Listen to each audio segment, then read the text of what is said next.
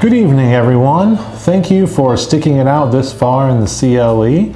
I know everyone has had a long day, but hopefully the topic we're about to discuss will make things a little bit livelier. My name is Cameron Hufar, and I will be attempting to present to you as much as I can about the tax changes and recent case law that occurred in 2021 and early 2022. I tend to be long-winded, so forgive me if we don't make it all the way through. The first portion of this presentation will be focused on individual tax updates and recent changes for individual taxpayers. The second or last portion of this presentation will review some interesting tax court cases. Since we're short on time, let's jump right in. Our first topic of the day is the child tax credit. In general, the child tax credit is a fully refundable credit, meaning that it can result in you receiving a tax refund and not just a tax deduction for families with qualifying children. If a child is under the age of 6 years old, a family would receive $3,600 per qualifying child. If a child is between the ages of 6 and 17 years old, a family would receive $3,000 per qualifying child. Now, these amounts were significantly increased for the 2021 tax year by the American Rescue Plan. Prior to the American Rescue Plan, families would receive $2,000 per qualifying child. In bad news, the increased child tax credit amounts were only temporary. For the 2022 tax season, the amount decreases back to $2,000 per qualifying child. Also, the age limit for a qualifying child decreases from 17 years old to 16 years old. Now, an important note to remember is that a taxpayer can make too much money to receive the child tax credit.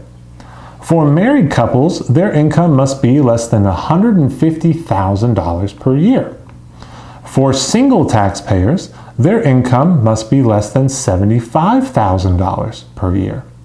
And for taxpayers filing as head of household, their income must be less than $112,500 per year. Now, in addition, the American Rescue Plan allowed for families to receive their child tax credit in advance of filing their 2021 tax return. The payment started in July of 2021 and continued through December of 2021. Taxpayers that received the advanced child tax credit payments should have received IRS letter 6419 that informed the taxpayer how many children they received the advance payments for and the total amount of advance payments they received in 2021. This information was required to be filed with your 2021 tax return.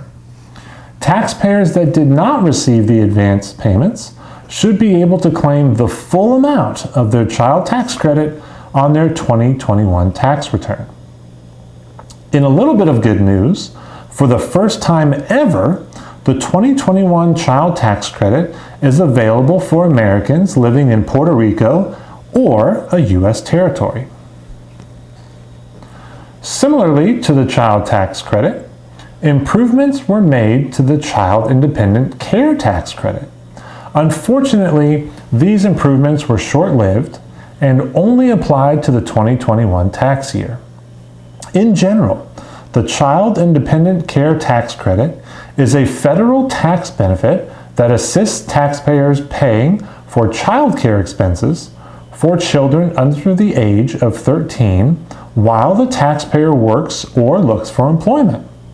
The credit can also be claimed for expenses incurred in caring for an incapacitated spouse or an adult dependent.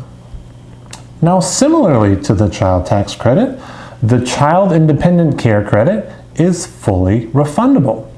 However, the credit is only refundable for the 2021 tax year and reverts back to being non-refundable for the 2022 tax season.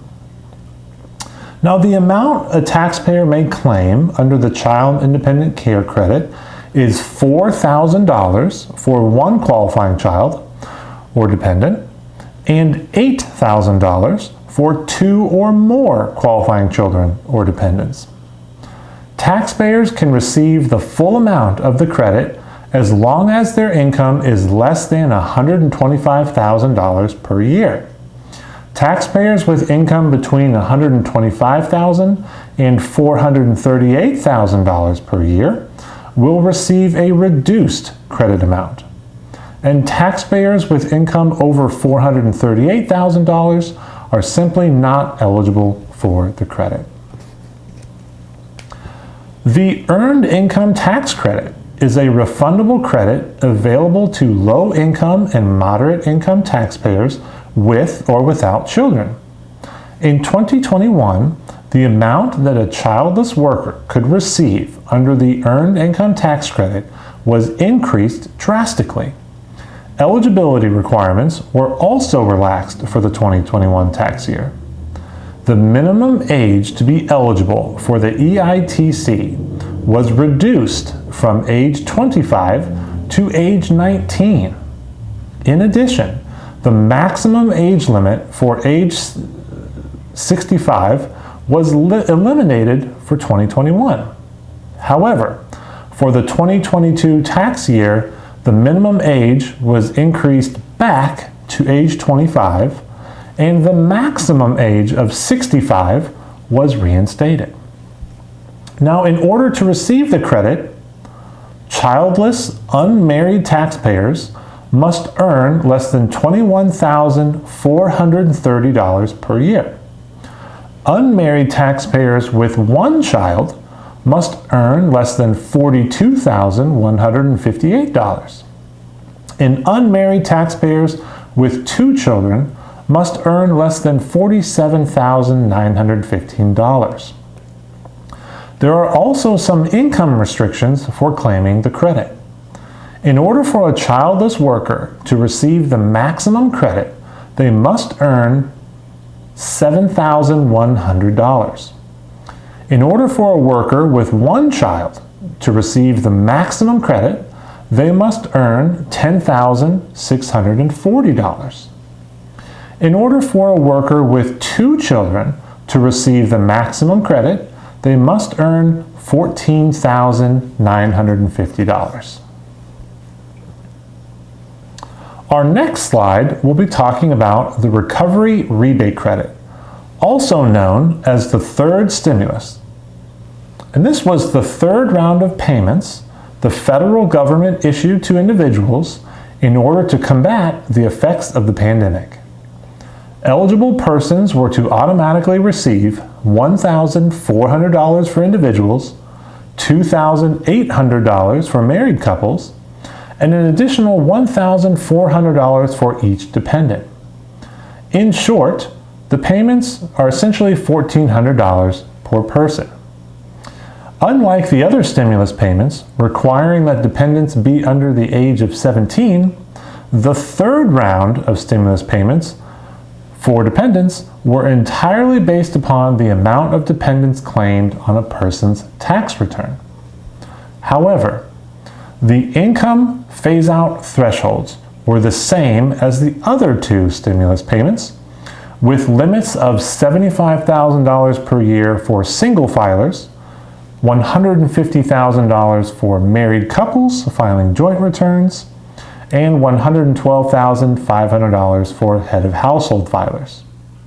Depending on your filing status, if you made over these amounts, then you would not receive an economic impact payment or third stimulus. If you did not receive your third stimulus payment, or if you did not receive the full amount of it, but were eligible to receive it, you can claim it on your 2021 tax return. The stimulus payment can be claimed on the return as the Recovery Rebate Credit, which can be found on line 30 of Form 1040. The tax brackets have adjusted slightly from year to year, and the slide that we're looking at shows us the tax bracket for the 2021 tax year. While each of the filing status has the same tax rates, the lowest being 10% and the highest being 37%, each filing status has a different income threshold in order to get to a specific tax rate. For comparison, in 1980, the lowest tax rate was 0%, and the highest tax rate was 70%. If you were a single tax filer, any income over $108,300 in 1980 would be taxed at 70%. Married couples filing jointly were taxed at the 70% tax rate for all income over $215,400. As is true for most tax years, the standard deduction amounts for 2022 have increased slightly from the 2021 tax year. For example, in 2022, married couples will automatically receive $25,900 deducted from their taxable income. In 2021, that same couple would only be able to deduct $25,100, a difference of $800. However, if you are age 65 or older or blind, you can receive an additional $1,400 off of your taxable income for the 2022 tax year. Now, for the audience that's not quite tax savvy, I'll quickly review the difference between the standard deduction and itemized deductions. The standard deduction is a set amount that you can deduct from your taxable income regardless of your expenses. The standard deduction is the default deduction and everyone qualifies for it. However, if you have expenses that exceed the standard deduction amount, then you can elect to itemize your deductions. This means that you do not take the standard deduction amount. Instead, you complete Schedule A and inform the IRS of your eligible deductions, such as state and local taxes, mortgage interest, charitable giving, and medical and dental expenses. While every taxpayer has the option to itemize, you're not required to itemize your deductions, even if it would be more beneficial to you. Now, some examples of income that would be reported on a Form 1099-K, which is the slide we're looking at here, would be any income received from debit card transactions, credit card transactions, or essentially any card that you would swipe. In addition, any money received from a third party payment settlement network, such as PayPal or Venmo, would also report your income on a Form 1099-K. Now, what's a Form 1099-K? Well, the IRS Form 1099-K is a tax form that you would receive that reports payments that you received from credit card transactions or third-party payment networks.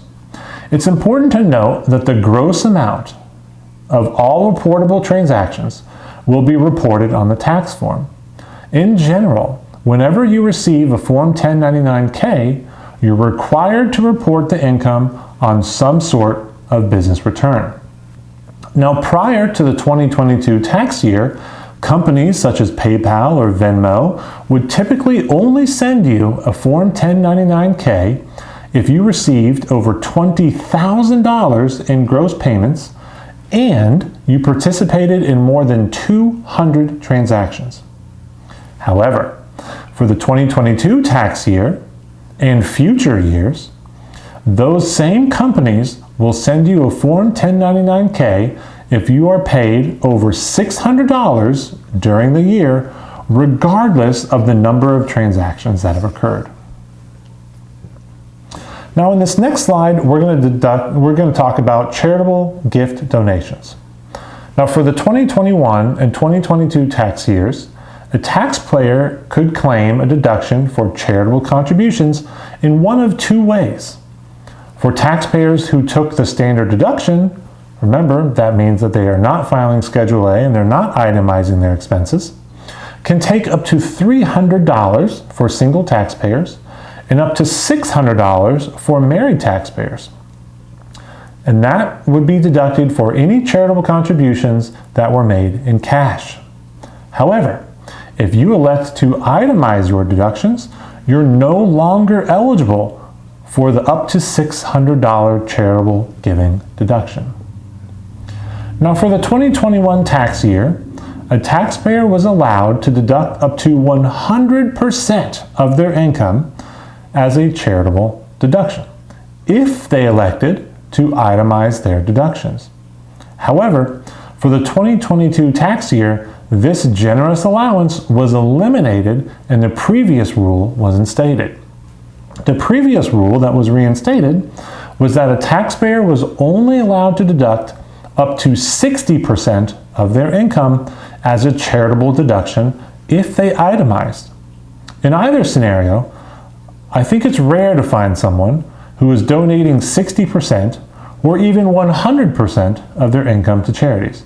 However, it must happen so frequently that the government has decided to eliminate the 100% allowance. Now, on this next slide, we're going to talk about mileage rates.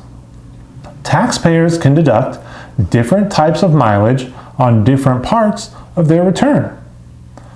Each type of mileage deduction is allotted a different amount. In short, not every mile is treated equally. For example, a self-employed individual that incurs business mileage receives a deduction of 58.5 cents per mile driven. However, the mile driven must be for a business purpose and not for commuting. Commuting is when you drive from your home to a place of work or vice versa. A business mile is when you are driving between two work locations for a business-related purpose. It is important to note that you can count mileage starting from your home as business mileage only if your home is your principal place of business. Business mileage is deducted on the business tax return or schedule, typically Schedule C, depending upon how you file your return and what sort of business entity you have. Now, a second example of a type of mileage is medical mileage. Medical mileage is any mileage accrued when driving to and from doctor visits, pharmacies, and hospitals. Medical mileage can be deducted at 18 cents per mile and is deducted on Schedule A as an itemized deduction. A third example of a type of mileage is charitable mileage. Charitable mileage is any mile accrued while volunteering for a nonprofit. Charitable mileage can be deducted at 14 cents per mile and is deducted on Schedule A as an itemized deduction. This next slide, we're going to be talking about expired tax extender deductions and credits. There are a few tax breaks that expired with the 2021 tax year, and they're listed on this slide. While they may get extended for the 2022 tax year, as of May 21st, 2022, they had not been extended or renewed. However, things can change. One topic I'd like to discuss is a topic that is currently pretty hot, and that is the student loan forgiveness. Now, in general, if you're responsible for making loan payments and the loan is canceled or paid by someone else, you must include that amount that was canceled or paid on your behalf as gross income on your tax return. You received a benefit by not having to pay all or a portion of that debt, and the IRS views that benefit as taxable.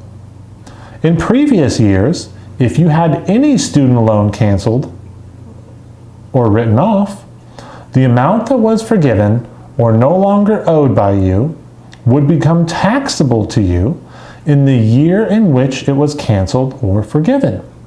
However, things have changed with the introduction of the American Rescue Plan Act of 2021. The American Rescue Plan Act of 2021 has modified the treatment of student loan forgiveness for discharges that occurred in 2021 through 2025. For student loans forgiven between 2021 and 2025 for post-secondary educational expenses or private education loans, the forgiven amount is not taxable and does not need to be reported on your tax return. Another hot topic that I'd like to discuss is unemployment. Before the American Rescue Plan Act of 2021, any amount that a taxpayer received in unemployment benefits were treated as taxable income and needed to be reported on the taxpayer's tax return. However, the American Rescue Plan now allows a taxpayer to receive up to $10,200 in tax-free unemployment benefits. The one caveat is that the taxpayer must be a middle or lower income taxpayer, and this exemption only applies for the 2020 tax year. For the 2020 tax year, the IRS has auto-calculated and issued tax refunds to any taxpayers who have already paid a tax on the first $10,200 in unemployment benefits. Taxpayers who received their original refund by direct deposit will receive their supplemental refund by direct deposit. All other taxpayers will receive their supplemental refund by check sent through the mail. For the tax years 2021 and 2022, all unemployment benefits received are fully taxable and must be reported on your tax return. In sticking with hot topics, this next slide we're going to cover discusses cryptocurrency. Now, in recent weeks, everyone seems to have something to say about cryptocurrency, especially with the crypto crash in May of 2022. Now, while everyone seems to be discussing or thinking about cryptocurrency, the IRS is no exception. In recent years, the IRS has gone to great lengths to inform taxpayers that any income received from cryptocurrency is taxable and should be reported on your tax return. One of those lengths, starting with the 2021 tax return, is that the IRS directly asks taxpayers if they have dealt with cryptocurrency for the 2021 tax year. The exact question on the tax return is, quote, "At any time during 2021, did you receive, sell, exchange, or otherwise dispose of any financial interest in any virtual currency?" End quote. It's important to note that the question does not ask if you purchased any crypto, only if you sold cryptocurrency. If you answer yes to this question on your 2021 tax return, the IRS will then expect you to report the crypto sale on your tax return similarly to any other stock market investment that you have. If you fail to report your crypto transaction on your return, you may be getting a letter from the IRS or a nice friendly visit from your local IRS auditor. Something that did not used to be a hot topic that has recently become one is the meals and entertainment expense. Now, long before COVID, the meals and entertainment deduction was pretty simple.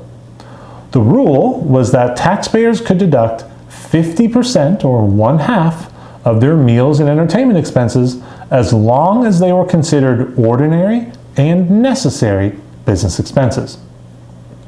In 2017, the Tax Cuts and Jobs Act made all entertainment expenses non-deductible. Let me say that again. In 2017, Tax Cuts and Jobs Act made all entertainment expenses non-deductible. You may recall during this time frame that many office parties and many office get-togethers were actually canceled because the businesses could no longer deduct them.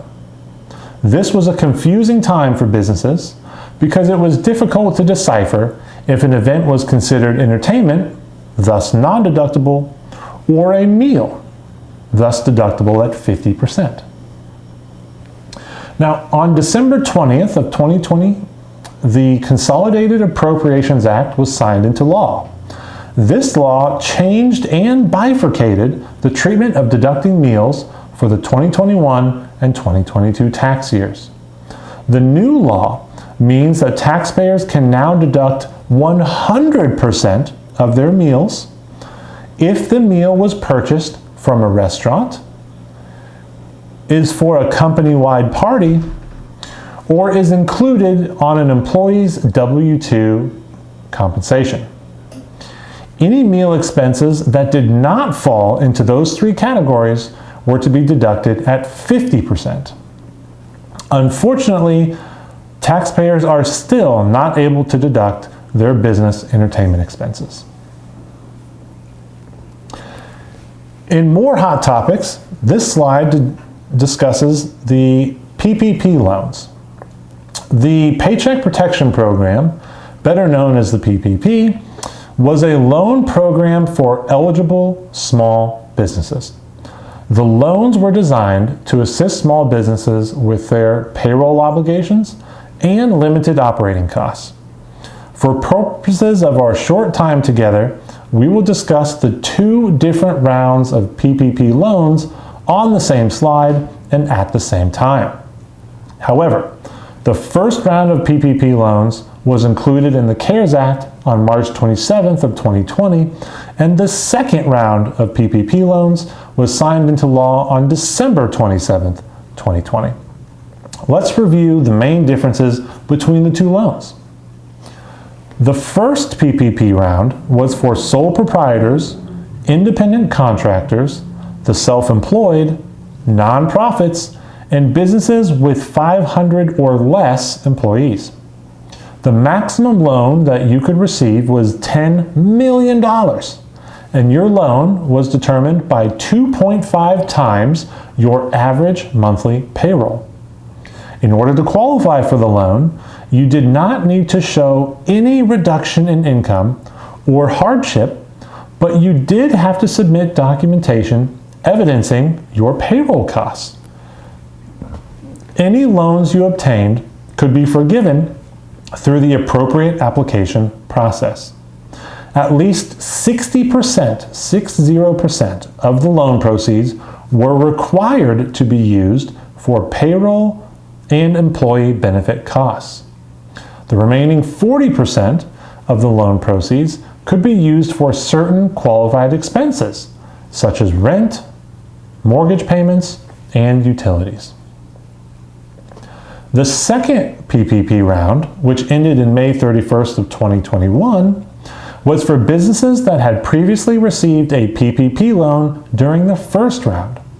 The size of your second PPP loan was based upon the amount of payroll you used to calculate your first PPP loan. However, additional requirements or limitations were placed on the second PPP loan. First, the restriction on the number of employees was reduced from 500 employees to 300 employees. In addition, the maximum attainable loan was reduced from $10 million to $2 million. The biggest change from the first round to the second round was the requirement that a business had to prove that they had at least a 25% reduction in income between comparable quarters in 2019 and 2020. For example, a business would compare its first quarter in 2019 to its first quarter in 2020 to see if in 2020 they experienced at least a 25% reduction in income. If there was not at least a 25% reduction, then the business would compare the second quarters of 2019 and 2020. While the 25% reduction requirement was a loan limitation, the rules regarding what you could spend the loan proceeds on were relaxed. New eligible expenditures, including software, accounting, property damage, supplies, and worker protection equipment, were all valid qualified expenses. But for either loan, A borrower requesting forgiveness for a PPP loan of $150,000 or less was supposed to use Form 3508S, S for simple. Loan forgiveness requests for loans over $150,000 must use Form 3508. This next slide that I like to go over with you discusses required minimum distributions.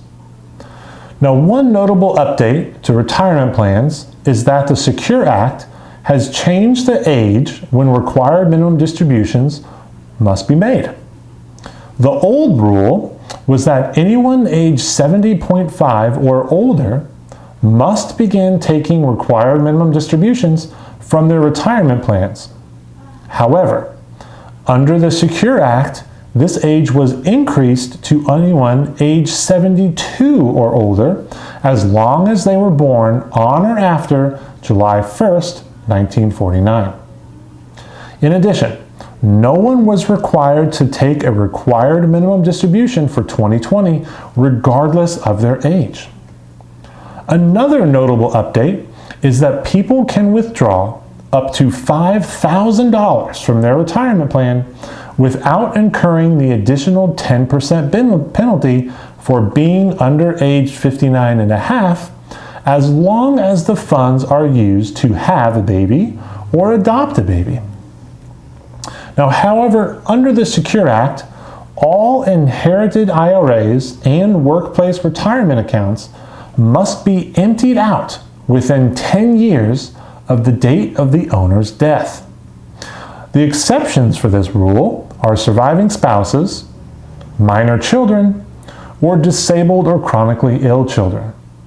Now, it's important to note that distributions must be taken each year during the 10 years, with the 10th year being the year in which the account is emptied.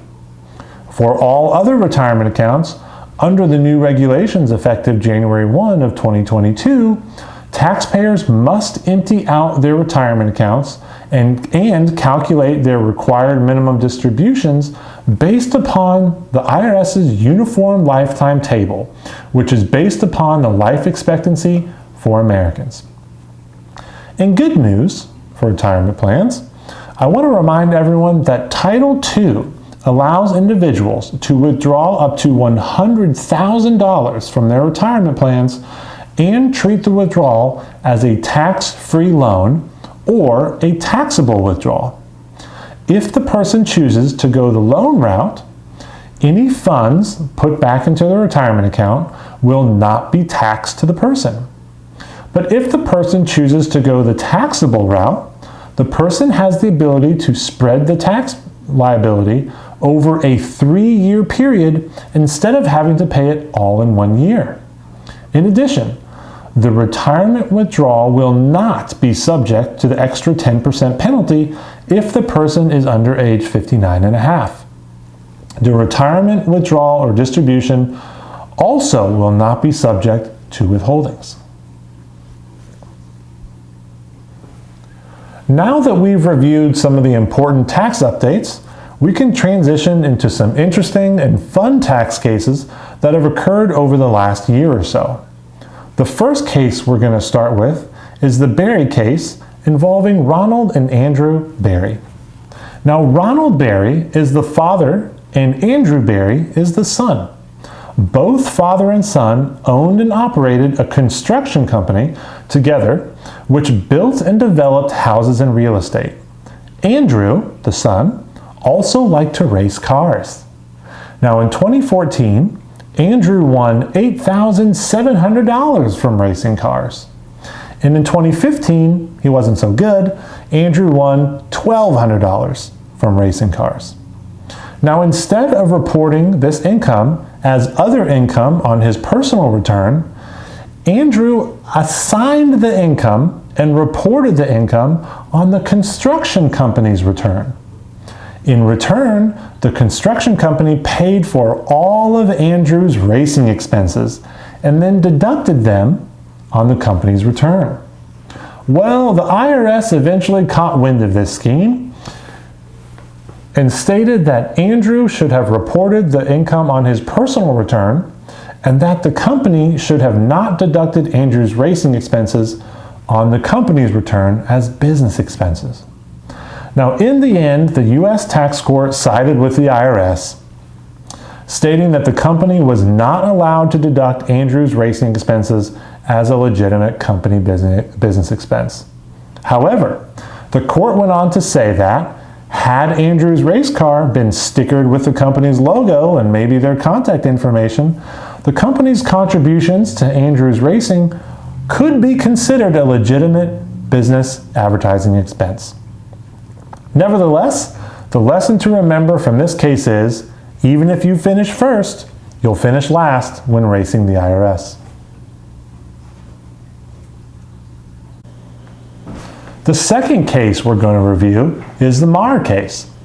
In some cases, when you're severely delinquent in the debts to the U.S. government, the IRS may send a notice to a taxpayer that the taxpayer's passport may be withheld or revoked until the tax delinquency is resolved. Jeffrey Maher received such a notice, but Jeffrey believed that the revocation of his passport was an unjust restriction on his international travel and was a violation of his due process. Mr. Maher, represented by Paul Zanelli in Colorado, sued the U.S. Department of State. Unfortunately, Mr. Maher lost his case, and the 10th Circuit found in favor of the IRS, ruling in favor of the United States motion to dismiss. Now, the lesson to remember from this case is, if you're going to owe the U.S. government money, make sure you have a backup passport from another country. The next case I want to discuss is the Montero case. Now, Adolfo Montero was a resident of Texas, and he filed a lawsuit, pro se, against the IRS in Texas, alleging that the IRS damaged him and needed to refund the taxes he previously had paid. The IRS denied his refund request, claiming that Mr. Montero failed to exhaust all of his administrative remedies and failed to pay his taxes in full before filing suit. Mr. Montero responded by claiming he was not a taxpayer and therefore the rules did not apply to him. The Fifth Circuit granted the IRS's motion to dismiss, stating the rules applied to Mr. Montero, like the rest of us, and that he failed to exhaust all of his administrative remedies before filing suit. The lesson to remember from this case is, the government views everyone as a taxpayer even when they don't pay their taxes. Although not incredibly recent, I did want to review a tax criminal case involving the president of a landscaping company from Somerset County, New Jersey. Angelo Dimaglio pled guilty to tax evasion stemming from his 2011 tax return. Instead of depositing business income into the business bank accounts, Mr. Dimaglio deposited the business's income into his personal accounts and the accounts of his family members. Mr. Dimaglio also wrote checks from the business to himself and his family members, who then in turn turned over the funds to Mr. Dimaglio.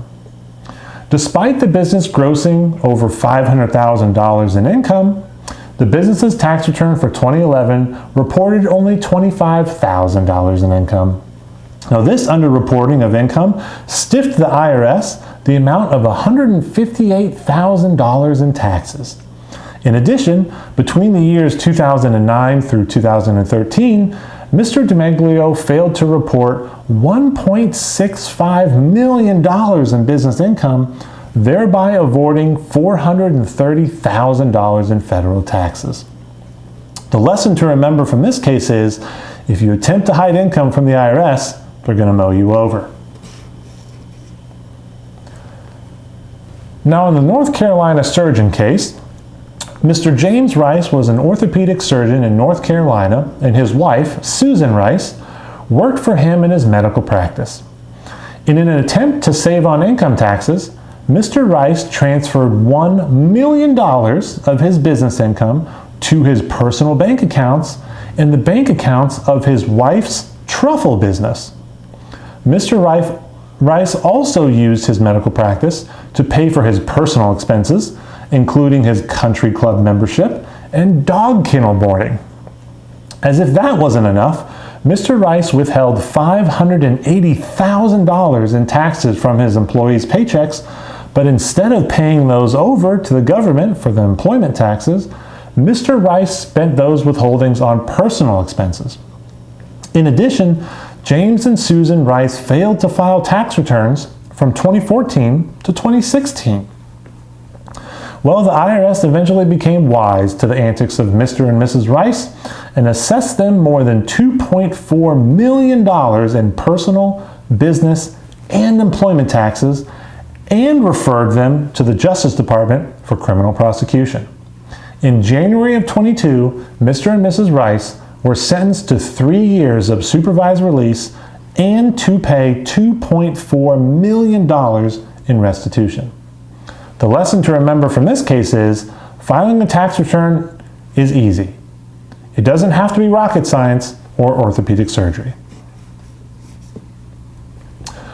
Now, in the oil company case, Todd Kozel co-founded and was the CEO of a London-based oil company with operations in Iraq.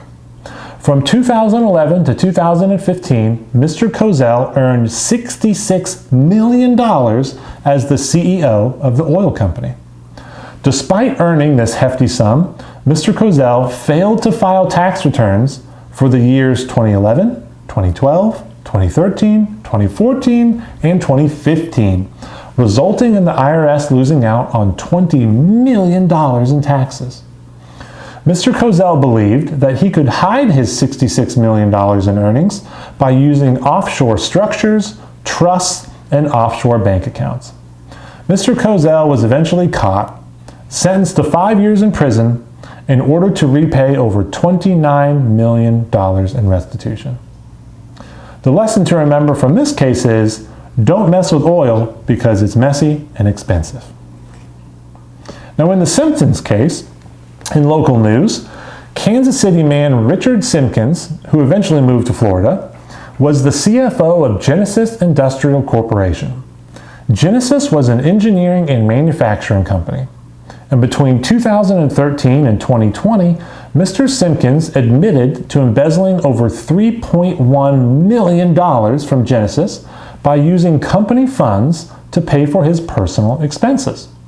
The company funds were used to pay for retail shopping trips, jewelry, trips to Vegas, Los Angeles, Orlando, Estes Park, pool and lawn care, college tuition, fraternity payments, and mortgage payments. Unfortunately, Mr. Simkins failed to report the embezzled funds on his personal tax returns, causing the IRS to lose out on $867,000 in taxes and Kansas losing out on $129,000 in taxes. Mr. Simkins pled guilty and was ordered to forfeit his home in Overland Park, repay Genesis for the funds he stole, and pay his taxes of almost $1 million. Now, the lesson to remember from this case is, whenever you steal, you should tell the government about it. At least the IRS anyways. Speaking of hometown heroes, Leawood man Scott Tucker was a local payday loan lender from 1997 to 2013. Mr. Tucker, who was recently featured in a Netflix film documentary entitled Dirty Money, owned a payday loan company that earned $3.5 billion, that's with a B, billion dollars in a 15-year period, oftentimes charging customers 1,000% interest. Unfortunately, among other terrible things, Mr. Tucker failed to report $118 million in business income on his tax returns. Now, Mr. Tucker was sentenced to 36 months in prison, running concurrent with a 16-year New York sentence he had already received, and must pay more than $8 million to the IRS. As if that wasn't enough, Mr. Tucker's Leawood home was sold at auction, along with his luxurious items inside his home. Mr. Tucker's brother, Joel, was also ordered to pay over $8 million to the IRS. The lesson of this story can be summarized by a quote from Special Agent Tyler Hatcher of the IRS Criminal Investigation Unit that worked on the case. Here's his quote. "You can steal from people, you can rob people, you can lie to people, you can run illicit organizations, but you have to pay taxes on that money because that's what the law says." Words to live by, courtesy of the U.S. government. Now, since this is a CLE mostly for attorneys, we have to cover at least one case involving an attorney. Maher Case Norman was an attorney from North Carolina who worked as a professional tax preparer for 2 companies from 2014 to 2019. In order to get his clients inflated tax refunds, Mr. Norman filed at least 23 false tax returns. The returns improperly claimed education credits, Schedule C expenses, itemized deductions, and inflated withholdings. Mr. Norman's clients claimed to be unaware as to his improper tax return actions, but once the return was prepared, Mr. Norman would ask for $500 cash from his clients for his services. Mr. Norman also failed to report these cash payments on his tax returns. In 2017 and 2018, Mr. Norman did not file any tax returns. Mr. Norman was sentenced to 27 months in jail in order to pay over $375,000 in restitution. The lesson to remember from this case is, cash may be king, but the IRS is the czar. Brent Brown was the owner of Latitude 360, a payroll company he started in 2014 in Jacksonville, Florida. Eventually, Mr. Brown created 4 subsidiaries of Latitude 360. Mr. Brown's companies had employees, withheld payroll taxes, and filed quarterly payroll tax forms. Unfortunately, Mr. Brown failed to pay the withholdings to the IRS, resulting in Mr. Brown and his companies owing the IRS over $1 million. Earlier this year, Mr. Brown was indicted for federal payroll tax fraud, and the case is still pending. The lesson to remember from this case is, it doesn't pay to keep your payroll taxes. Moving things to Orlando, Petra Gomez and Jacqueline Lumesco were sisters who lived in Orlando, Florida. The sisters operated 5 tax return preparation businesses. Between 2012 and 2016, the sisters filed more than 16,000 tax returns. The problem was that they were all false returns, resulting in over $25 million in fraudulent tax refunds. In addition, the sisters failed to report $800,000 in income on their own 2014 tax return. The sisters were sentenced to 4 to 8 years in prison in order to pay over $25 million in restitution to the IRS. The lesson to remember from this case is, don't go into business with family members. Speaking of family, Richard Ayavizan and his wife Marietta and his brother Arthur all filed PPP loans for their businesses. Between the 3 of them, they borrowed more than $20 million in PPP funds. However, they didn't act alone. In fact, they were assisted by 5 other defendants. Between all of the defendants, they filed roughly 150 fraudulent PPP and EIDL loans using fake identities, oftentimes deceased people, to obtain the loan proceeds. The loan proceeds were then used to buy 3 properties, watches, gold coins, handbags, and a Harley-Davidson motorcycle. 5 of the defendants were sentenced to 18 to 30 months in prison.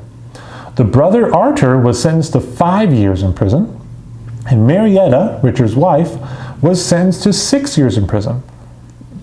On the other hand, Richard was sentenced to 17 years in prison. While awaiting their sentence, Richard and Marietta cut off their monitoring bracelets and fled the country. However, they were recently found hiding in Europe. The lesson to remember from this case is, and I can't stress this enough, don't go into business with family members. Now, with our last bit of time together, I want to briefly touch on some local topics that should be of interest to everyone. The first topic is Missouri's new law regarding armed forces income.